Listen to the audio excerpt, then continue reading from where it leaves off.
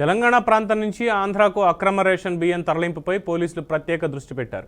దామరచర్ల మండల కేంద్రంలో గత నెల 24న రేషన్ బియ్యం తరలింపు కేసులో 2 నిందితుల్ని పోలీసులు అరెస్ట్ చేసి రిమాండ్కి తరలించారు.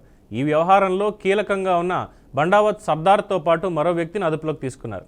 మొదట అరెస్ట్ అయిన మందపాటి నరసింహారావు, కల్లూరి లింగయ్యలపై ఇప్పటికే రౌడీ షీట్ ఓపెన్ చేసినట్లు మిర్యాలగూడ డీఎస్పీ రాజశేఖర్ రాజు తెలిపారు. రేషన్ బియ్యం అక్రమ రవాణాకు పాల్పడితే పీడీ యాక్ట్ నమోదు చేస్తామని ఆయన హెచ్చరించారు.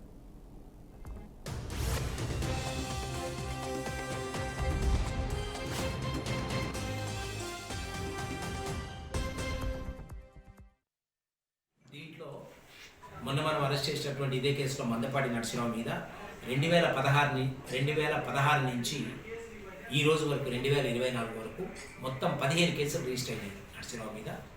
దీంట్లో 16, 18, 20, 22, 24 ప్రతి సంవత్సరం కూడా అతని మీద కేసులు రిజిస్టర్ అవుతూ ఉన్నాయి. అతని మీద కొంచెం గట్టి చర్య లేకపోవటం వల్ల అతని 10 సంవత్సరాల నుంచి కూడా ఈ పీడిఎస్ మాఫియా తయారు చేసి ఒక డాల్లాగా చడమని అవుతున్నారు. సో ఈరోజు అతని మీద రౌడీ షీట్ ఓపెన్ అయింది. అతని మీద ఉన్న 15 కేసులను బట్టి పీడీ యాక్ట్ గురించి కూడా ఉన్నతాధికారుల ఆదేశాల మేరకు ఖచ్చితంగా ప్రపోజల్ చేస్తాం. అదేవిధంగా అతని అనుచరుడు లింగయ్య మీద కూడా 2016 నుంచి కేసులు ఉన్నాయి. మొత్తం 11 కేసులు లింగయ్య మీద రిజిస్టర్ అయి ఉన్నాయి. ఈ విషయం వల్ల వాళ్ళిద్దరి మీద కూడా రౌడీ షీట్స్ ఓపెన్ చేయడం జరిగింది. ముఖ్యంగా దీంట్లో మొన్న మనం అరెస్ట్ చేసి